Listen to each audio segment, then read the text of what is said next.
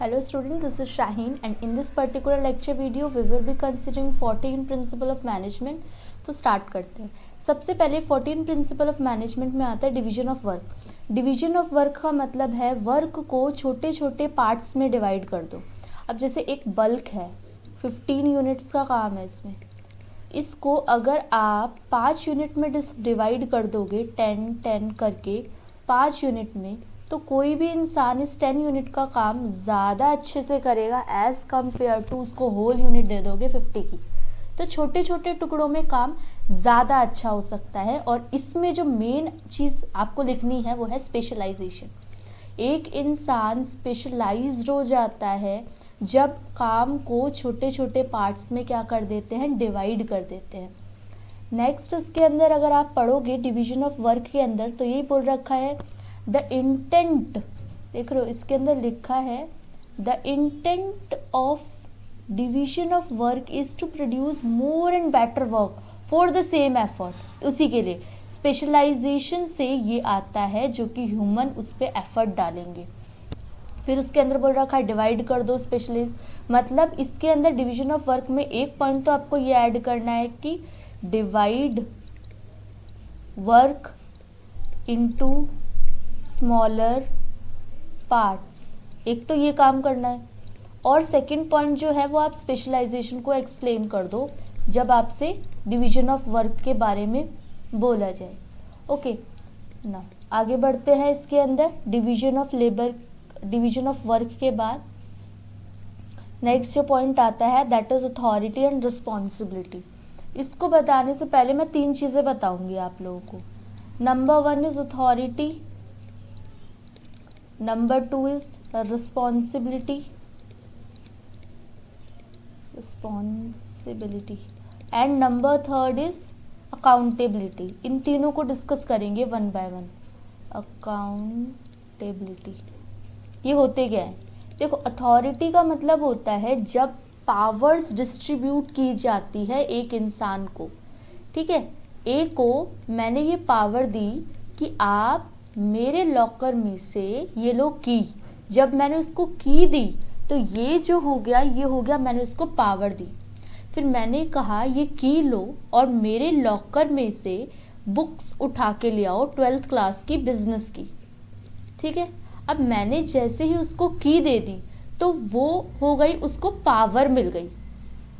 अब जब मैंने उससे बुक्स मंगवाई तो वो 12th की ना लाके 11th की बुक ले आया। अब मैंने बोला कि यू आर रिस्पॉन्सिबल कि आपने मुझे 12th की बुक क्यों नहीं दी, 11th की क्यों दी, ये तो बुक मुझे चाहिए नहीं थी, तो यू आर रिस्पॉन्सिबल। और अकाउंटेबिलिटी का मतलब होता है कि अब आप मुझे आंसर दोगे कि मैम 12th की बुक मिली नहीं, या 11th की बुक ही थी वहाँ पे, या और भी कोई अदर एक्सक्यूजेस जो कि आप लोगों के पास हमेशा से होते हैं। तो अथॉरिटी का मतलब होता है पावर जो कि डिस्ट्रीब्यूट हो जाती है। रिस्पॉन्सिबिलिटी का मतलब होता है जिम्मेदारी जो कि आपकी बनती है जब आप एक बिजनेस के अंदर, एक ऑर्गेनाइजेशन के अंदर जाते हो कि मेरा काम है तो I am responsible for this. और अकाउंटेबिलिटी, कंपनी आपसे पूछेगी कि you are accountable for this. अब आप बताओ कि आपका अगर काम पूरा नहीं हुआ तो what will be the reasons, वो आपसे पूछेंगे। तो ये अथॉरिटी, रिस्पॉन्सिबिलिटी और अकाउंटेबिलिटी तीनों चीज़ें इसके अंदर आ जाएंगी। नेक्स्ट डिसिप्लिन के बारे में पढ़ते हैं। डिसिप्लिन कहता है कि जो ये डिसिप्लिन होता है इज़ द ओबीडियंस। नॉर्मल भी हमें पता है डिसिप्लिन क्या होता है, कुछ ऑर्गेनाइजेशन के रूल्स होते हैं, कुछ एग्रीमेंट होता है और कुछ वर्किंग कंडीशंस होती है। इन सबको फुलफिल करके सही तरीके से चलना, एक डिसिप्लिन में चलना, वो ही कहलाता है डिसिप्लिन। इसके अंदर क्या आते हैं, good, superior, at all level. इसको लिख लो। डिसिप्लिन में क्या आएगा, ओबीडियंस आएगा, एम्प्लॉयमेंट का एग्रीमेंट आएगा, जो कि अगर आप गलत करोगे, अगर आप सही डिसीजन नहीं लोगे या सही नहीं करोगे तो क्या हो जाएगा, बिजनेस को ये हार्म करेगा। That is the reason discipline में हमें वर्क करना पड़ता है। डिसिप्लिन के बाद जो 4th point is unity of command. Unity of command क्या कहती है, यूनिटी ऑफ कमांड कहती है कि सिर्फ और सिर्फ एक ही की सुनो। अब जैसे आपकी मम्मी भी होंगी घर में और पापा भी होंगे। अब मम्मी ने कुछ काम दिया और पापा ने बोला ऐसे नहीं करना है, तो आप क्या हो जाओगे, कंफ्यूज हो जाओगे दोनों लोगों के बीच में। तो इसीलिए ऐसे ही अगर वन बॉस होगा तो एम्प्लॉय सिर्फ और सिर्फ उसी की ही सुनेगा। यूनिटी ऑफ कमांड कहती है, फेयोल ने कहा था, one and only one boss होना चाहिए हर एक इंडिविजुअल के लिए। जैसे कि ए है और मुझे पता है मुझे जवाब देना है वाई को, सिर्फ और सिर्फ। अब यहाँ एक्स भी हो जाएगा, जेड भी हो जाएगा, तो मैं इन सबको अगर अलग अलग आंसर दूंगी तो फिर मैं उतने अच्छे से अपने काम को मैनेज नहीं कर पाऊंगी। यूनिटी ऑफ कमांड के बाद आता है यूनिटी ऑफ डायरेक्शन। तो यूनिटी ऑफ डायरेक्शन है का मतलब कि जितने भी एम्प्लॉयज़ काम कर रहे हैं वो सब के सब एक ही डायरेक्शन में काम करेंगे तो गोल अचीव करना ज़्यादा आसान हो जाएगा एज़ कम्पेयर टू अदर अलग अलग ऑर्गेनाइजेशन के हिसाब से चलेंगे, अलग अलग डायरेक्शन के हिसाब से। देखो इसमें कुछ लाइंस लिखी है, जैसे कि each group of activities have the same objective must have one head one plan. एक हेड होगा, एक प्लान होगा। अच्छा, दोनों में फ़र्क क्या है अभी वैसे तो क्लियर करेंगे, लेकिन एक बार देख लो। यूनिटी ऑफ कमांड का मतलब हमने क्या सीखा, वन बॉस होगा, सिर्फ एक वर्ड कीवर्ड याद रखना है, इसमें खुद बनाओगे पूरा का पूरा आंसर। और यूनिटी ऑफ डायरेक्शन का मतलब होना चाहिए, यूनिटी ऑफ डायरेक्शन कि एक ही हेड होगा, ठीक है, एक ही हेड होगा और एक ही क्या होगा, इसमें प्लान होगा, तो उसको फुलफिल करना ज़्यादा आसान होगा। कोऑर्डिनेशन अच्छी होगी, यूनिटी ऑफ एक्शन, जैसे कि अब इन्होंने एग्जांपल दिया है कि एक कंपनी है, मैन्युफैक्चर कर रही है मोटरसाइकिल और कार दोनों, then it should have two separate division of work, division for both of them. Motorcycle का अलग होना चाहिए और कार्स का अलग होना चाहिए डिपार्टमेंट, ताकि वो अच्छे से काम को कर पाए। Each division should have its own incharge, plan and execution resources, ठीक है। तो ये हो जाएगा आपका unity of direction. Unity of direction के बाद subordination of individual interest to general interest.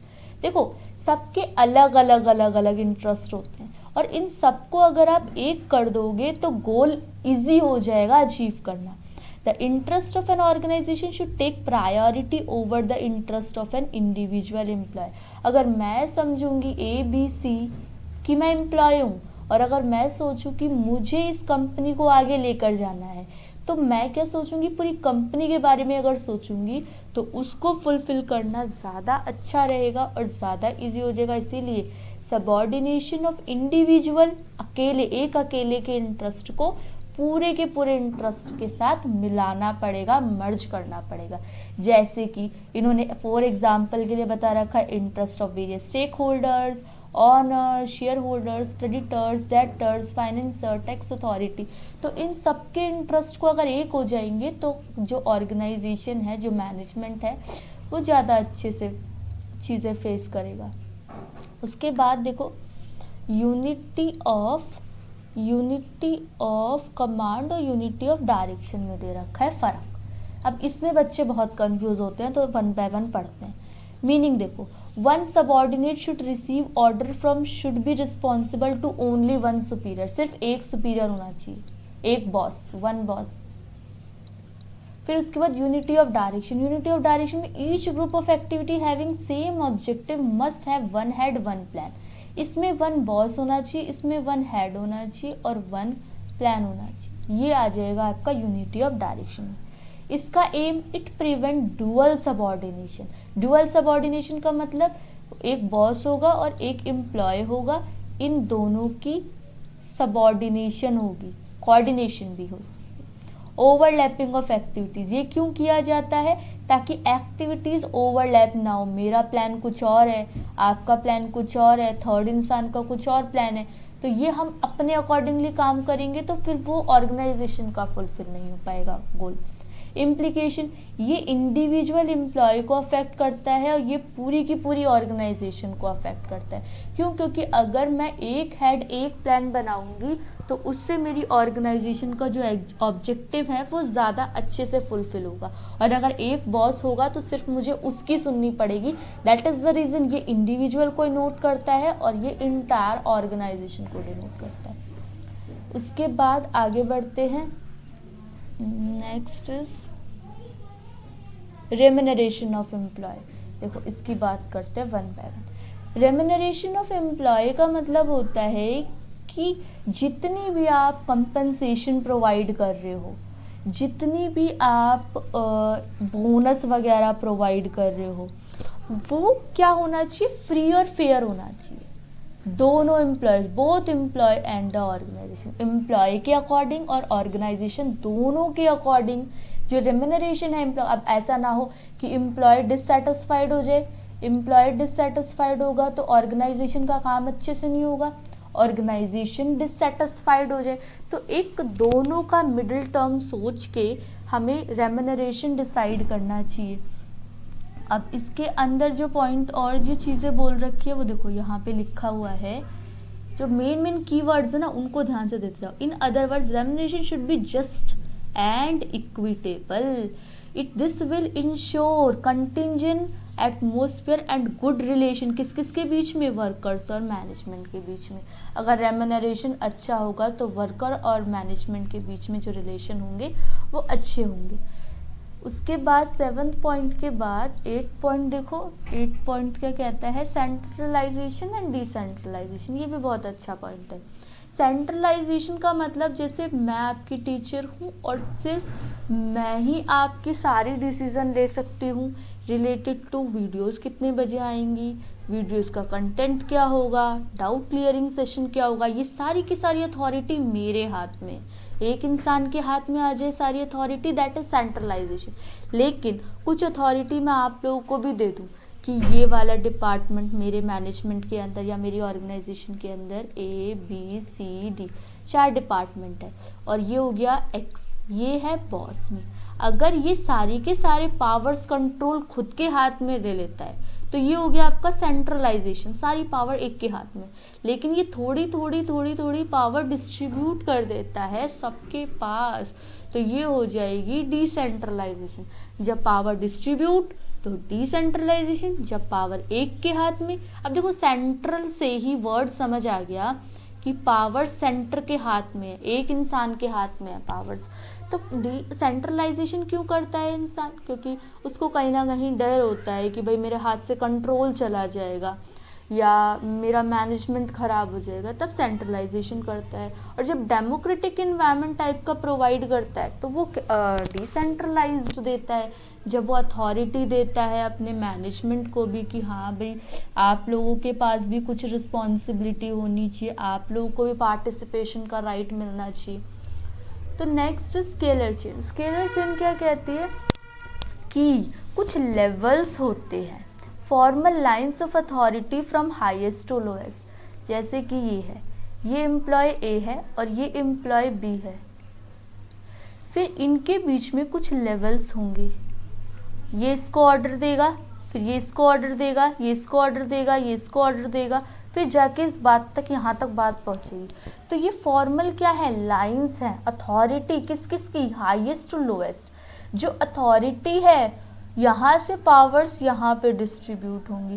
Fayol क्या कहते थे कि ऑर्गेनाइजेशन के अंदर एक चेन होनी चाहिए अथॉरिटी और कम्युनिकेशन। ऐसे नहीं कि मुझे भाई काम है तो मैं बार बार बी के पास जाऊंगी इन सबको वो करके, तो ऐसे तो ये पागल हो जाएगा। ये ए है, बी है, सी है, यहाँ पे बहुत सारे एम्प्लॉयज़ हैं यहाँ पे, तो ये क्या हो जाएगा, ये इनको बताते बताते डायरेक्शन बताते बताते परेशान हो जाएगा।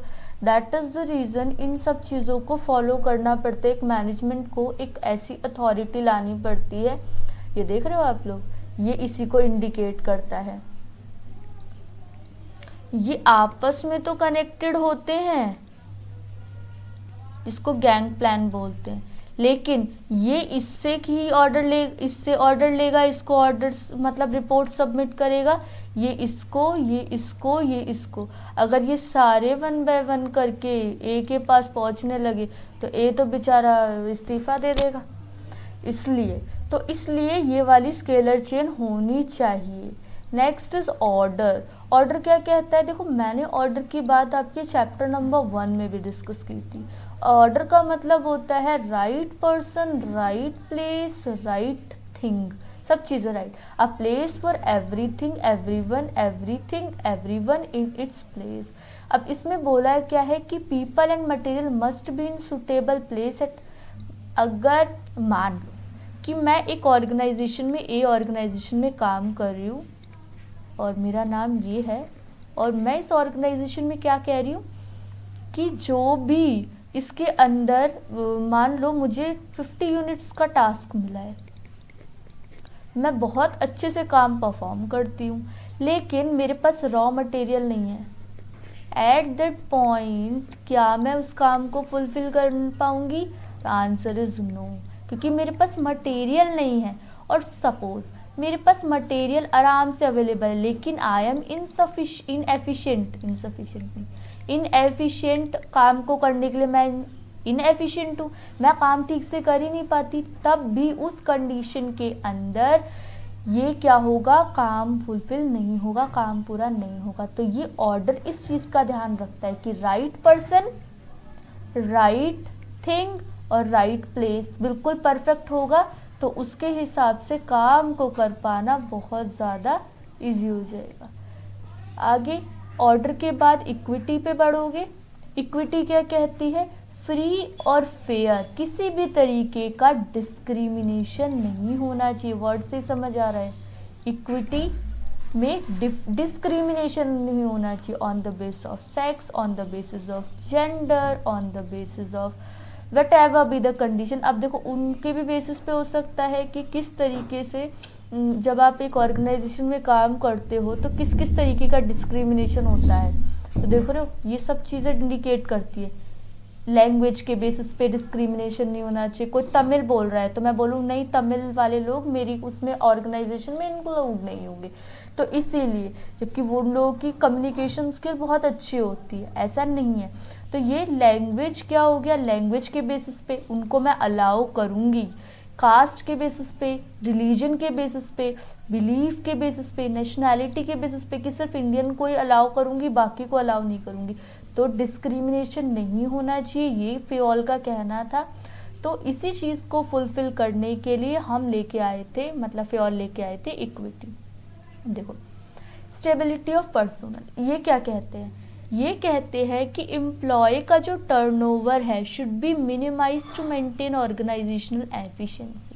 फेओल के हिसाब से जो पर्सोनल होता है should be selected and appointed after due and rigorous procedure. अगर एक एम्प्लॉय है ए, इसको मुझे सेलेक्ट करना है, तो हम देखते हैं ना कभी कभी जब पुलिस वगैरह की वो होती है, सिलेक्शन होता है, तो वो मेडिकल भी चेक होता है उनका, उनको रिटर्न भी निकालना पड़ता है, उनको एग्ज़ाम भी देना पड़ता है, और उनका और इंटरव्यू वगैरह भी होता है। तो एक प्रॉपर प्रोसीजर होना चाहिए जब भी हम एक पर्सनल को सेलेक्ट कर रहे हैं। अगर आपने उसको सेलेक्ट कर लिया, they should be kept at their post, उनको उनकी पोस्ट मिल जाएगी। Position for minimum fix tenure, they should have stability of tenure, they should be given reasonable time to show the result. फिर उनको मौका दो कि वो अपना रिजल्ट दिखाए। मतलब कि पहले तो आप सेलेक्ट करो बहुत सोच समझ के, इस एम्प्लॉय को आप सेलेक्ट कर रहे हो तो बहुत सोच समझ के सेलेक्ट करो, और जब आपने उसको सेलेक्ट कर लिया तो अब उसको प्रॉपर टाइम दो कि भाई वो अपनी काबिलियत को दिखा सके। Any adhocism in this regard will create instability, insecurity among employees. They would tend to leave the organization. वो ऑर्गेनाइजेशन छोड़ देगा अगर आप इस तरीके से आपका जो परफॉर्मेंस वगैरह है, आप मैनेजमेंट उसको अच्छे से नहीं कर रहे हो, उसको फ्री फेयर रेम्यूनरेशन वगैरह नहीं दे रहे हो, तब भी। अब देखो, इसके अंदर कुछ चीज़ें हैं जो कि नाउ और देन के बारे में बताया गया है, तो इसको 1 बाय 1 डिस्कस करते हैं। डिवीजन ऑफ वर्क का मतलब ये स्पेशलाइजेशन लाता है, और ये क्या है, generalization in workers job. Authority and responsibility मतलब पहले कैसे होता था और अब कैसे है, ये सब चीज़ों के बारे में बात की हुई है। तो ये तो हम लोगों ने डिस्कस कर ही ली है ये सब चीज़ें। तो इसमें आगे बढ़ते हैं, 2 पॉइंट रह गए हमारे, एक तो इनिशिएटिव रह गया और स्पिरिट द क्रॉप्स रह गया। इनिशिएटिव में क्या होता है, इनिशिएटिव का मतलब होता है कि worker should be encourage to develop and carry out their plans for improvement. उनको मौका दो कि वो अपनी डेवलपमेंट के हिसाब से काम करें। इनिशिएटिव का मतलब होता है first step with self motivation. Initiative में आपको सेल्फ मोटिवेशन बहुत ही ध्यान से नोट कर लो इसको, कि ये लिखना ही लिखना है। ये कीवर्ड्स अगर तुम अभी नोट्स बनाते जाओगे ना, तो सच बता रही हूँ ये आप लोगों के लिए बहुत हेल्पफुल रहेंगे at the time of exam. तो वर्कर इनिशिएटिव का मतलब होता है पहला स्टेप जिस सेल्फ मोटिवेशन के लिए, it is thinking out and executing the plan. पहले मैंने सोचा और फिर मैंने प्लान को इम्प्लीमेंट किया।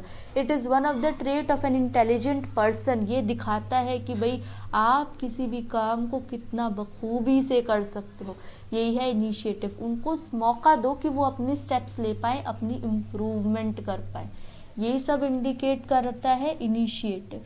इनिशिएटिव के बाद स्पिरिट द कॉर्प्स क्या कहता है, ये कहता है देखो ये कोऑर्डिनेशन के ऊपर बेस्ड है, सबसे इम्पॉर्टेंट चीज़ है ये कोऑर्डिनेशन के ऊपर बेस्ड है। ये प्रमोट करता है टीम स्पिरिट, एम्प्लॉय ऑर्गेनाइजेशन ये सब मिल के काम करेंगे, मैनेजर वगैरह काम करेंगे तभी काम चलेगा। और important cheese that is IV, मतलब हमें ऐसे नहीं बोलते मैं करूँगी मैं ऐसे करूँगी, नहीं।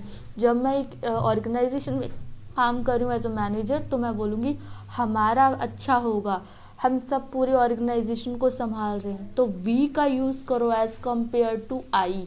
तो आई में क्या आ जाता है, सेल्फ, एक तरीके से सेल्फ एटीट्यूड झलकता है कि मैं मेरा इसको तो सिर्फ अपनी अपनी पड़ी है, आई नहीं।